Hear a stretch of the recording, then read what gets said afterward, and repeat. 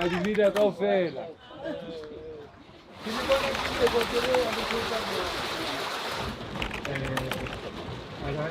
Alexander Midrand Sanchin Texas.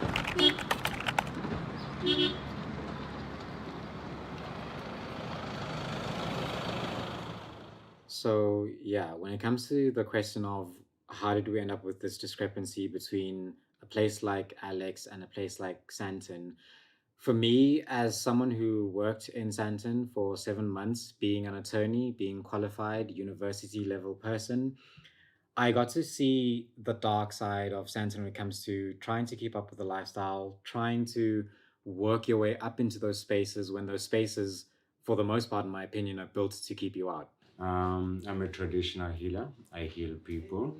Um, I'm also a community activist. I'm involved in politics, social development, religious gatherings. We try and mobilize and conscientize people, about Africanism and what's happening in the world and in government. I mean, these are spaces that have made their money, they've got their power, and it's all about exploiting whoever they can to maintain it. Of course, this doesn't account for everyone, but what I saw really is that it's a system that perpetuates the suffering of the people in places like Alex because those people, being the workforce, give their all. They need that work, but no part of the process, no part of the opportunities offered to them are about enriching them in a way that would, create access to the Santon lifestyle. Looking at the situation of Alex, being next to Santin, one of the biggest square mile in Africa, there are so many restrictions because only the rich live on the other side, in Santin, and most people who are the working force live in Alex. And I'm speaking about this as someone who is not from Alex. I have not lived in Alex, but I was already working at a level that many people would consider as much better and much higher than anyone in Alex at the time. And I got to see this, that it's a grueling, intense landscape to be a part of, and it's built to keep you out as much as possible. Looking at the situation in Alex, it's slowly deteriorating each and every day. And yes, there are initiatives that government tries to do, but for me, they are not informed. They are not what it's needed on the ground, and at the same time, the very same people that are given these projects to run are also politicians. So that's why there's so much corruption, there was $1 billion investment in Alex from the first president to the second president to the third president, to develop Alex. But there's nothing to show, And when you look on the other side of the freeway, which is Santin, there's so much. And even now, there's a $1 billion development project, from Africa Mall up until Joburg. Nothing in that plan or program includes Alex. Their basic needs that they're trying to cover through working in Santon, and that's about it. You know, day in and day out, toiling for the big man. And on the other side, you've got people like me who worked in Santon, mid range in that respect. It was difficult as hell, and I gave up because of that reason. I was just not willing to give away my health and my youth trying to chase that Santon dream. It's really our little New York, if I could put it that way. It's the dream that so many people try to chase, not realizing that it exists in the hands of a very greedy, lucky few, and they'll do anything to hold on to that. And one thing that they're absolutely not going to do is give it to the people in Alex. That's not where the power or the money is going to be shared. And yet, that would be the most effective way is to build up that community with a concerted effort to make it better. But there's a reluctance to do so.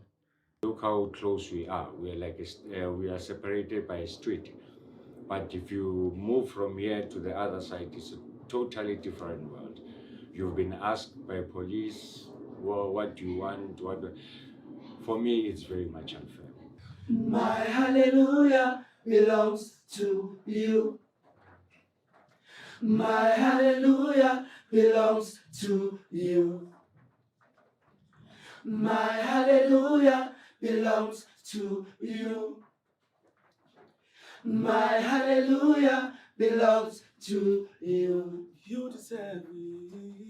You deserve it. You deserve it. You deserve it. Oh, you deserve it. You deserve it. Oh, you deserve. You deserve. You deserve. You deserve. You deserve. When ANC got into power, we had to pay like millions that the apartheid government was in debt. Our government had to pay that. So what about us? Like, we need art centers around the township, but obvious, if you know that politically inclined, you're gonna say, the government is chowing money. But what about the debt that we've been paying? Even now, 500 billion for Corona, who's gonna pay the debt? You know, so like again, for me, it's like colonization is coming in new faces now, you know. Alex was established as a white neighborhood actually by a farmer shortly after Sandton was there, and sort of reclassified as a black neighborhood sort of in the early 1910s. I grew up here. I'm in love with this township. I guess that's the reason I'm still here. Why I'm saying this is because I'm my undergraduate. I did finance from the University of Joburg, and then postgrad I did digital arts honors, and then again with Wits Business School I did a leadership management course. What happens when you have a place across the road from you that is super rich and has all of the quaternary services is that a lot of the people that are from the poorer neighborhood will be financing what Sandton ends up looking like as we know it today. But the story of Alex is also pretty similar to the story of townships all over the country, where you have this big working class of people that are responsible for doing the bulk of the work, whether it is quaternary service or whether it is manual labor, to keep these economic centers functioning in the way that they are. I don't want to spend the rest of my life here, so like what I'm doing, it's like, this is my gallery, Kuala Arts Gallery. It's like giving back to the community, and it's like something, a legacy for myself and my family. Yeah, and as I said, I'm in Alexandra Township, and Alexandra is more of a community, and I'm not alone here. I'm with the guys, Alexandra Arts Collective. You have a government that changes, but the services that people get in these neighborhoods don't change very much. So this continuous, if I can call it, misfortune of having segregation and then doubled up with a government that is prioritizing filling their own pockets is an incredible sad thing in the way that it manifests with how you see the world right now.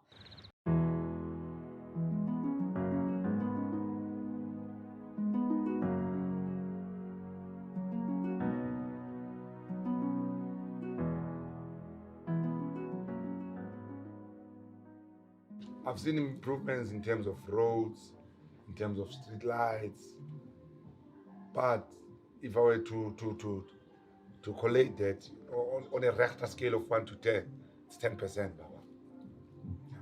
It's 10%. Some of the things were like this during the previous government. ANC is in power, but nothing is happening. You see, I'll give you an example. The last time they built a prison here in Gauteng, it was when during apartheid. No one has decided to build a prison ever since they took over. But you see, our government is failing. Majority blame goes to government. Go from blacklisted to black owned and listed, yeah, that's the dream. Black owned and listed. We wildin' out cause we never had dough, my nigga. Now we growing up, building collateral, my nigga. A visionary, all of these rap flows. Number one, apartheid made that to happen, right? Number two, our government is in power. Our people are in power, government, yeah? But they're failing to change that. Instead, what they're doing, they're just pushing their agendas and corruption. So it's going to remain like that until a clear government comes to power and then decides to do the balancing act, right? give more resources.